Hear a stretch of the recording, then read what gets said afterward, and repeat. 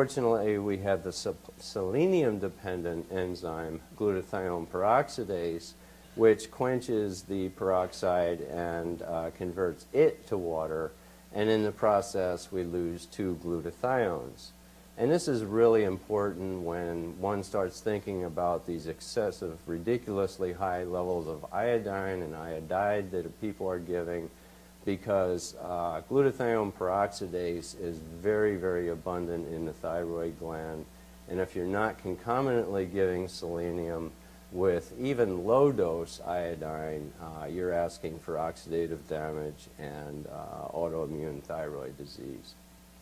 So here we have, we've quenched the hydrogen peroxide, but we've lost 2 molecules of glutathione to oxidation. And we have another wonderful enzyme, glutathione reductase, that is an energy-dependent, using the reducing agent NADPH to reduce the oxidized glutathione back to functional glutathione. That's a magnesium-dependent reaction, and it requires up to 10% of total body glucose disposal. That enzyme, unfortunately, is inhibited by lead, mercury, copper, and cadmium.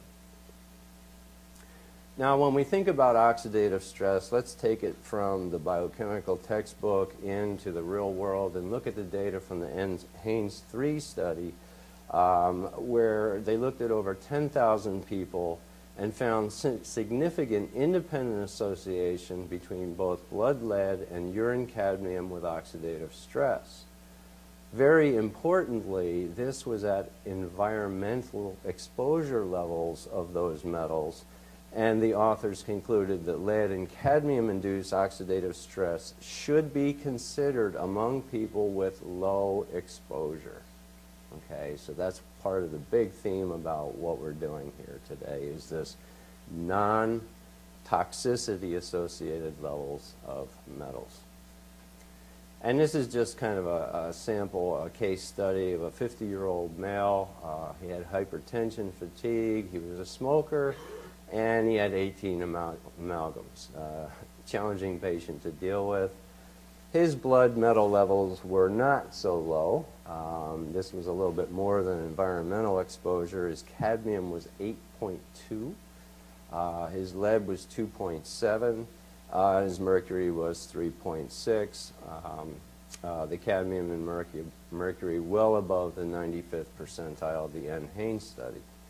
And you can see that his RBC glutathione was about half the bottom end of the reference range, and associated with that was about a 3 times elevation in the indicator of oxidative damage to DNA, a very important marker that we'll be talking about probably all day.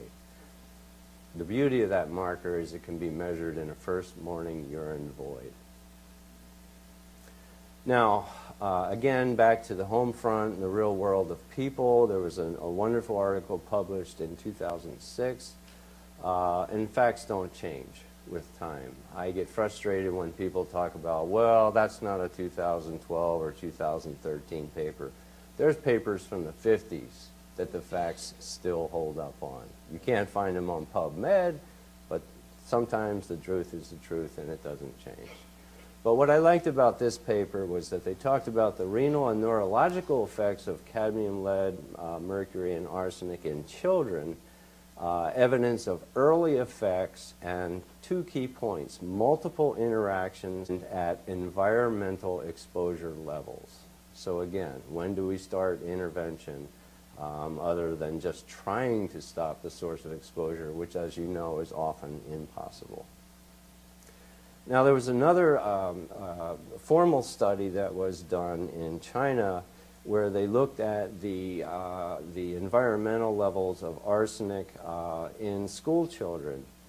And these were grade school children. There were about 50 in each group.